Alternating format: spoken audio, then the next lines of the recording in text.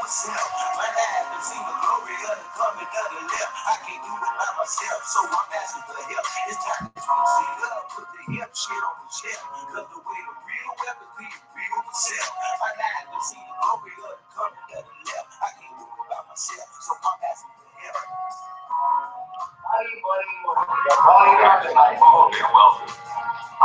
Like Kanye West says, having money is not everything, not having it is. Deuteronomy 8:10 says God gives us the ability to create wealth. It's the love of money that's wrong. When money so much, why you get up and go to work? Yeah, I just think about money. I'm just trying to leave a legacy for money. It's not everything, but when you got it, you can do some cool stuff. And now, your host for Talking Money in the Morning, financial health mentor to the working class, Mr. Good morning, Black World, and welcome to Talking Money in the Morning Live with your main man, H. Cortez, the one and only financial health mentor to the Black community, everybody's favorite fatherpreneur, where I do my absolute best to bring practical yet proven wealth building strategies to working men and women all over this great nation of ours. Truly an honor, privilege, and a blessing to come to you live and direct from the Black Wealth Movement Studios here in St. Louis, Missouri. The Black Wealth Movement is all about economic empowerment for our community for the purposes of developing our community, because we understand that you cannot develop a community without capital. You cannot empower a community economically unless you first empower the individual people in those communities. And all empowerment starts with education. In this case, a financial education. So we want to help provide a financial education that will teach you all about entrepreneurship. It will teach you tax minimization. It will teach you how to eliminate your debt. It will teach you how to fix your credit. It will teach you all about investing. If that's something that you want to learn and you have $20 to test drive our system for 34 days, then I want you to inbox or text Black Wealth Movement to 314-874-6887. We have probably the best system in place to help you get a financial education and accountability team. Plus, you get to earn some money for referrals with this system as well. So it's the perfect storm for those who want to build a legacy for their families. It will take some work. It does take discipline. You will have to be held accountable to change the way you think about money so you can change the way you behave with money, but we'll help you every step of the way. That sounds like you text or inbox Black Wealth Movement to 314-874-6887. Do me a huge favor. If you're checking us out on YouTube, hit the subscribe button for us, guys, so that we can get to 2,000 subscribers this month. No, this month is too long because we are just 53 subscribers short. Let me see. Yeah, let me go back to, there we go. Yes, so where are we? We are at 1,947 subscribers. So make sure you subscribe to the channel if you're checking this out on YouTube, and also interact with the show. You can leave your comments. I see those in real time. You can give us a thumbs up and also share the YouTube feed as well, if you will. My folks on Facebook, do the same thing, man. Hit the share button. If you want to combat the ratchetness that's on Facebook, then you do it with good quality programming like what we have here on Talking Money in the Morning Live. You guys know that's your price of admission, right? That's what you do. That's how you show me you appreciate me coming to you live and direct each and every morning, trying to provide some insights, some uplifting education and information. Just hit the share button. Also, if you have not liked the page, like the Financial Health Mentor page and turn on notifications, because tonight we're going to be going ham on what it really takes and how you can make money as a financial educator. Some of you guys are that person in your family that everybody comes to you for advice when it comes to money, but you ain't making no money off of dishing out that advice. What if we can put you in position to become a financial educator where you can get paid for that advice? Yeah, we're going to talk about that tonight. So you want to turn on notifications so that you stay in the loop when it comes to what we do on the Facebook fan page. Today's show is also brought to you by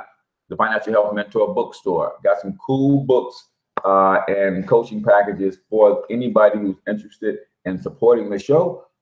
We ask that you do that by purchasing products from yours truly versus me asking for a donation. So all you got to do is go to books.financialhealthmentor.com to check out the book bundle. One book is about your personal finances. The other book is about turning your passions into profits, right?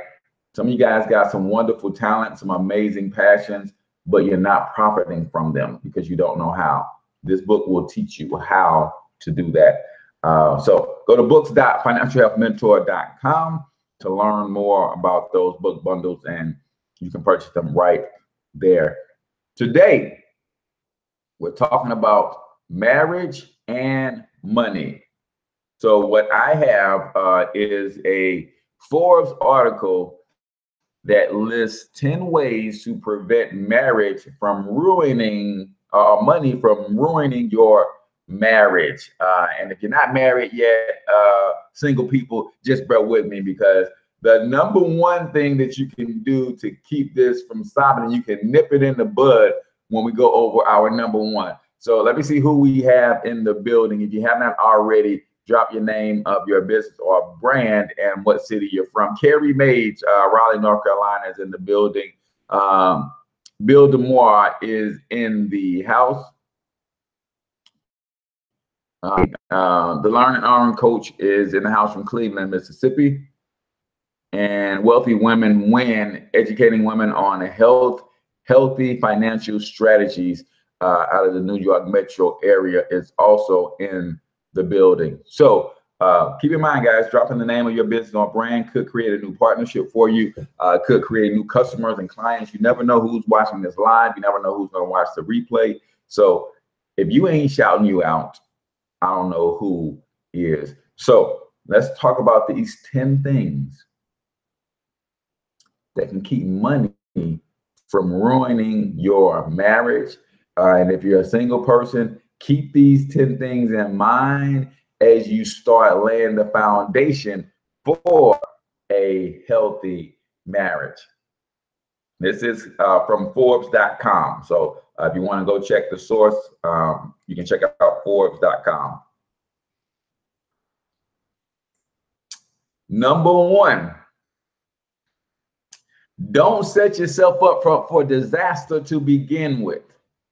Now, who thinks they know what I'm talking about when we say we're talking about marriage and we're talking about people setting them up for disaster from the beginning? Who thinks they know what I'm referencing there, or what the article is talking about there? Because we all have talked about people who do it, but I want to know if you guys are automatically going there as a number one. What do you think people are doing to set themselves up for financial disaster? What's the first thing they do, or the first place they go wrong? Let me know if let me see what you guys are thinking this morning. See if anybody can pull this one out of the hat, because it's funny, but it's not funny. I've seen it time and time again. Number one says, don't set yourself up for disaster in the first place. But I want to know if you guys are on the same page. If, like I said, it's funny, but it's not funny. Who thinks they know what the article is talking about when it says don't set yourself up for disaster in the start? Akil, man, don't take out loans for the wedding. He's right on point, man. It says, of all the couples that I see, the number one mistake they make is spending too much on the wedding. Now, I didn't know this. My wife and I went to the courthouse and we just tied our little knot. And 22 years later, we are still kicking, right? 18 years married, 22 years together, all together, all together. So I didn't know this, but it says the average cost of a wedding is more than $26,000. Then it says if you live in a metropolitan area like New York, it's almost 3 times that. Who spends $75,000 on a wedding? Who's spending $75,000 on a wedding? It's crazy. But it goes on to say, most couples starting out can't afford to pay cash for that, so they're going into debt to pay for their one-day celebration. For many young couples, that's on top of student loans, credit card debt, so they're literally drowning in debt right out of the gate. So, yes, please talk to your fiance. Talk your fiance off the fence about this uber expensive wedding, and especially if you have to borrow money to do it. You don't want to start your marriage off behind the 8 ball. You just don't, man. It's the #1 mistake. And I've seen these big elaborate weddings only to see divorce within 5 years. And that even makes a messier divorce. Because think about it. You go into debt together for this relationship to get kicked off. Because you go into debt, you start the relationship off on a bad foot. Now, from day 2, you're fighting about money ever since. Then you go and decide to get divorced. Now you're trying to split up the debt. Who owes this? Who owes that? And man, so many young couples got this pie in the sky vision of, my marriage is not going to work. It's not going to be the best thing if I don't have this big wedding, if I don't have this big reception, if I don't go on this elaborate honeymoon. Man, I think y'all missing the point when it comes to what marriage stands for and what it represents. It's a union in holy matrimony before God with men as witnesses. But you don't need the whole town to witness that holy matrimony. That's just me. Now, if you can afford an elaborate wedding without going into debt, knock yourself out. My wife and I will probably do something pretty spectacular for our 20. But my money gonna be right when it's time to do that. Right? I'm not going into debt to create this elaborate one-day celebration of our 20-year anniversary when we renew our vows, right? But think about that couple from Basketball Wives, right? That does a wedding every year. That to me is just crazy. Not that they want to do a wedding and renew their vows every year, that they do this big shindig every year is what's crazy. Because I think that's kind of romantic to actually marry your wife every year. But if we did it, it wouldn't be this big, elaborate $20,000, $30,000, $40,000 deal. Now, they're millionaires because of his basketball salary and all that kind of stuff. I get it. They can afford it, but still, it just doesn't make a whole lot of sense to spend all of that money every year on that kind of celebration. But to each his own. So #1, don't set yourself up for disaster in the beginning by going into debt for a large, elaborate wedding. #2, probably the hardest one to do of all, discuss your demons. Discuss your demons. What that simply means is, wherever you are financially, you have to be 100% transparent with your mate from the onset. From the onset. Experts agree that fully disclosing your financial situation with your significant other before tying the knot is a must, regardless of how uncomfortable it may be. This is the time to mention outstanding debts, loans, income sources, investments, or other financial assets or obligations. If you're already married and still withholding this info, Now is the time to bring it up. Bae, you in line for a huge inheritance that I don't know nothing about? I'm just saying, you got to ask, right? So I went to Winers and got my dress, and I still have it. My husband wore a suit he already had. We got married after a Bible study, so we had a full ready audience. And 22 years later, still getting it. That's what I'm talking about, man. That's what I'm talking about. So number 2 is discuss your demons, y'all. People say that it's not polite to talk about money with your significant other, but if the two of us are becoming united as one, we need to have that discussion, and we need to have an open and honest and clear discussion about it. Now, I understand that it's difficult. What's going on, Alex? I understand that it's difficult and it's uncomfortable, and sometimes you're thinking that, hey, this thing might not even last, so I can put all my business out in the streets. And then if we break up, then they know all of my financial shortcomings or whatever.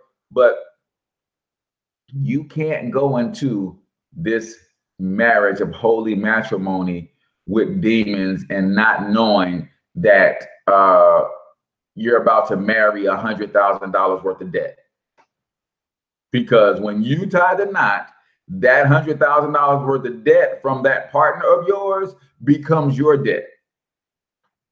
Yeah, so you might want to know about that, right? So number 2, discuss your demons. What's going on, Talisha? Discuss your demons and be very upfront and be very open about it. It says, do we combine our savings together? That's a good question. We're going to get into that. We're going to get into that, Akil.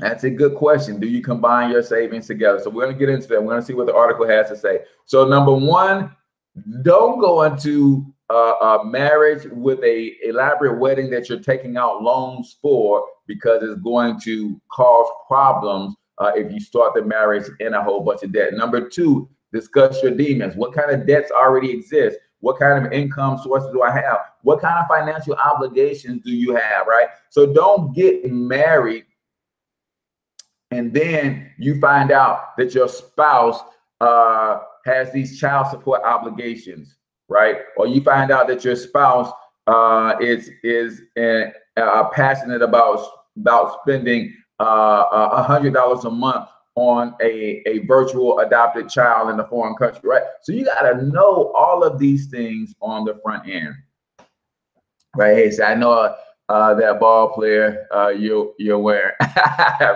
Right. It's my little dude, man. So number 3, very, very important. This is why you have to have the conversation. Understanding your partner's money mindset. This is important. So a lot of the fights between spouses that seem as though they're about money aren't about money at all. It's actually a clash of temperaments. Temperament is a huge potential source of conflict. One person may be upset that their spouse is spending too much, but the issue may not be just that they can't afford it, but maybe something deeper, such as a fear of not being able to pay their bills someday. Right? So understand the person's money mindset that you're ready to say forever with. Because think about it like this. If you are someone who's very frugal, right, and you watch every penny, and then you are in a relationship with somebody who is very loose with money, can you see how those two temperaments will clash all the time? One is saying, man, you worry too much about money. The other saying, man, you too free with money. You need to start paying attention to where your money is going. That creates a natural conflict. And if you have tied the knot and you're saying forever, now we have this natural conflict forever. And you see how that can create some tension in the relationship. So some questions that you might want to ask when you guys are starting to go down this road to holy matrimony you might want to raise this question. Were your parents frugal or big spenders? Did you live on a budget? Did your parents talk about money, or was it a taboo subject? What's your greatest fear about money? All of those answers will play a part into how you can determine the partner's temperament and how they treat money. Also, if you want to take, and I don't know if I want to advise you to do this if you're already married, man, this might cause some problems, but there is a free money personality quiz if you go to moneyharmony.com. moneyharmony.com/moneyharmony-quiz. You go to moneyharmony.com, there's a free money personality quiz. And that might, even if you are married and you guys take this quiz, it might help you understand the other person's temperament about money. And maybe you guys can come to a happy medium as it relates to money. But if you're a spendthrift and the other person is frugal, man, you guys need to know that and figure out how you're going to work through some of those issues. Moneyharmony.com to take the free money personality quiz.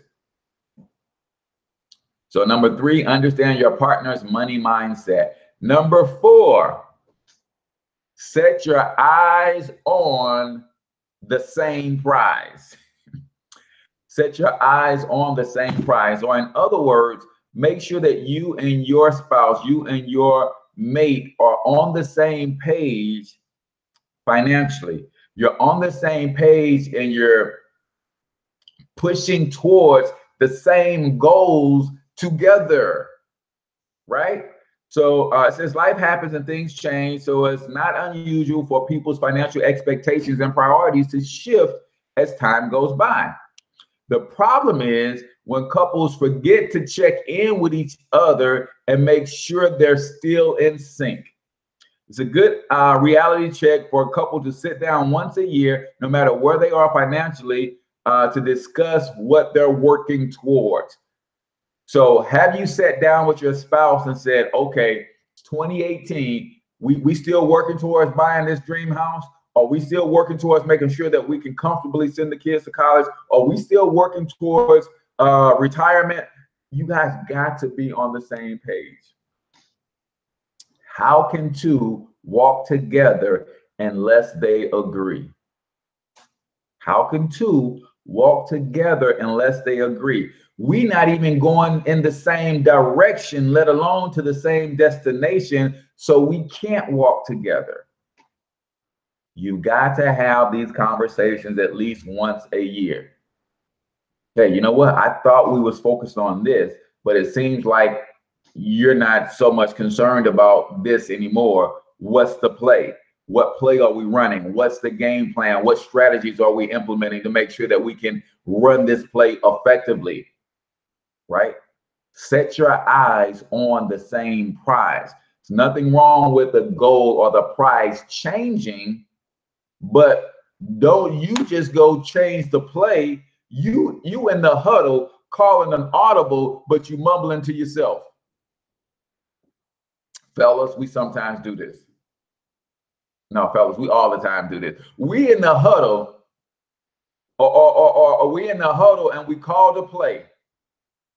We get to the line of scrimmage and there's nothing wrong with assessing the defense, and we see something that's going to block that play. So we should come up with an alternative route. But when we call the audible, we don't tell the rest of the team. We just start doing different stuff. And now everybody looking around like, what happened? Oh, yeah, I saw that, they had the perfect defense set against that original play, so I improvised. There's nothing wrong with improvising, but let the rest of us know that we're in improv mode.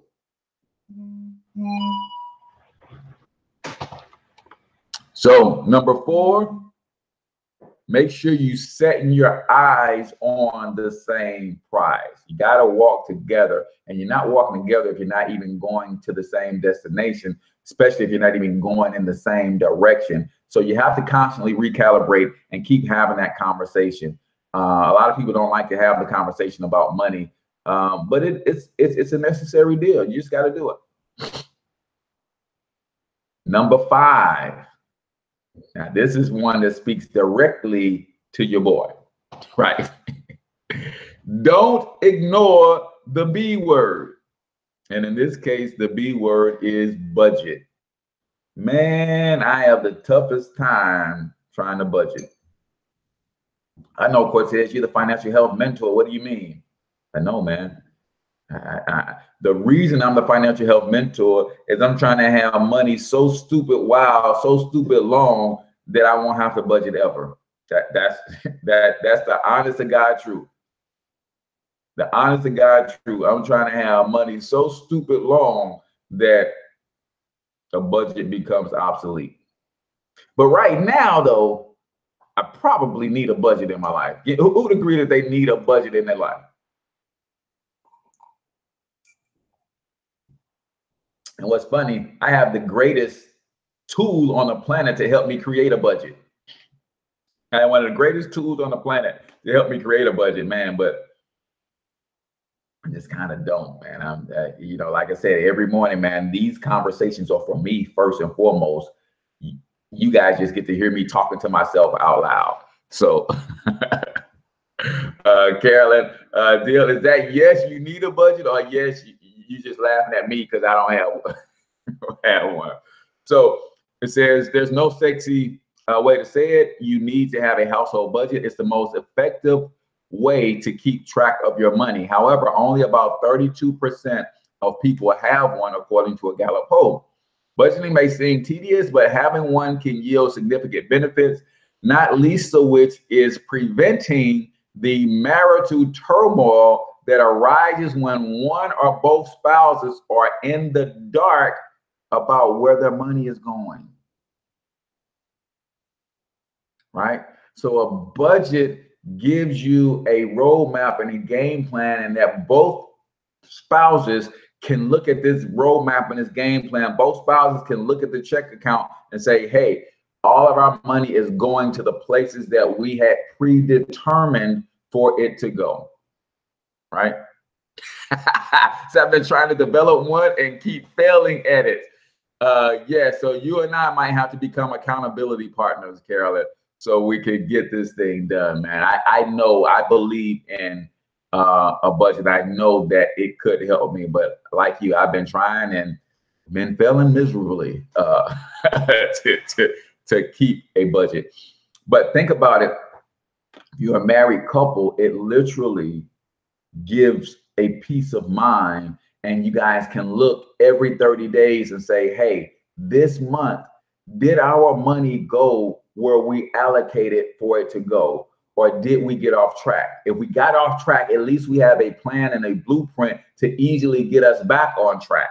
I don't have that plan, so I don't even know, A, if I'm on track, and if I do determine that I'm off track, I don't know where the track is to get back on track.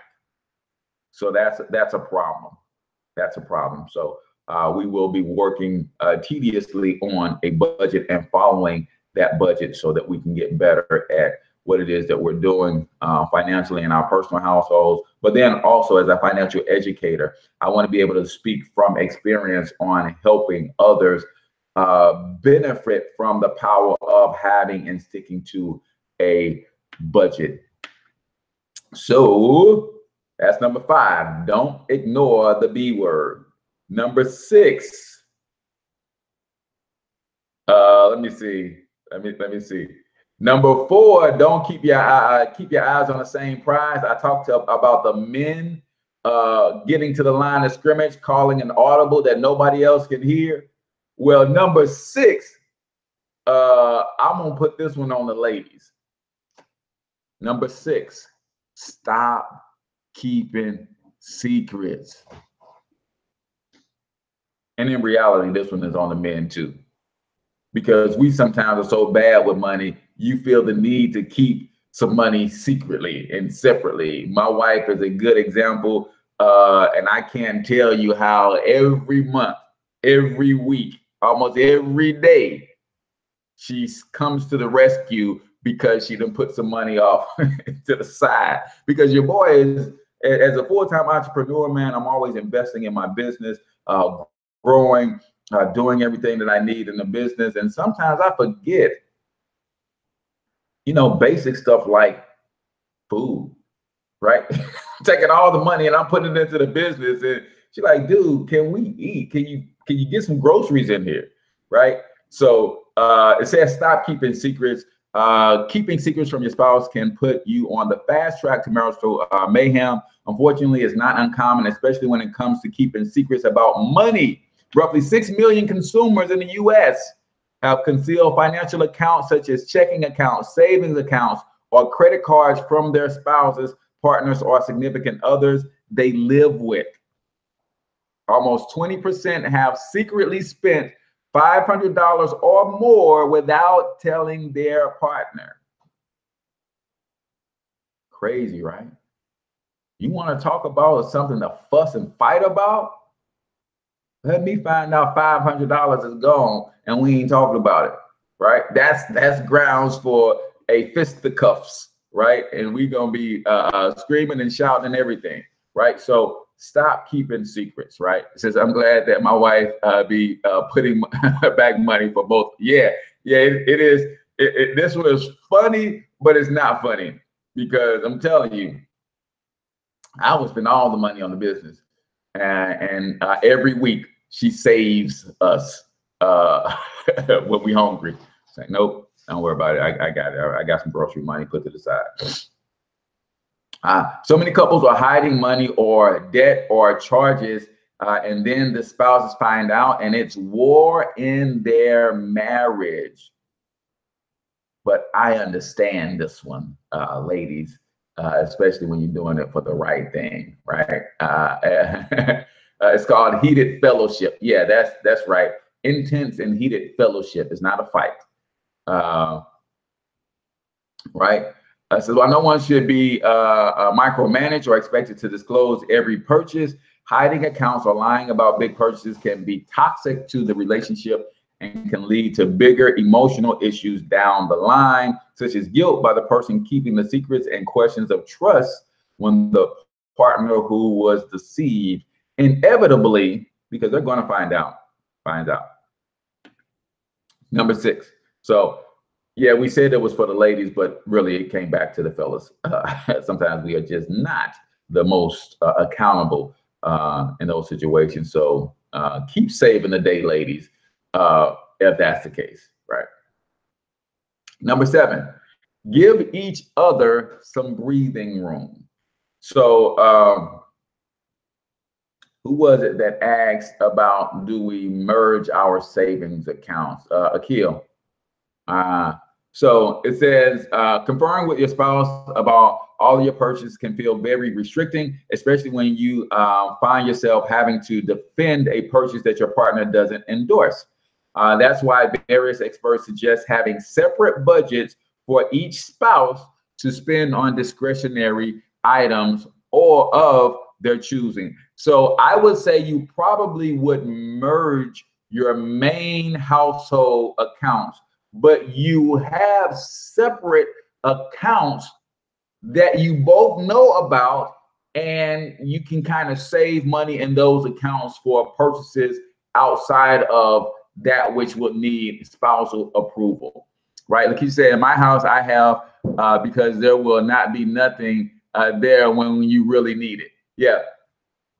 So I would say you have the joint account, and then you say, hey, it's almost like giving you both spouses permission to have a little bit of an allowance. Say, hey, every pay period you take $100 and you put it into your own personal account, and that's your money to do whatever you want to do with it. Now, if you want to save it up for 5-6 months and you want to spend $1,000 on a PlayStation controller, then that's on you, because that's what we separated those accounts for, and that kind of stuff. So I would agree with having the joint account, but still having a personal account that you guys both are aware of, not the ones, ladies, that nobody knows about but you, because your daddy said you need to always have your own. No, have your own personal account, but you guys know about it. You guys know what's the set allowance for each person to say, hey, out of this pay period, this pay cycle, out of this income pool,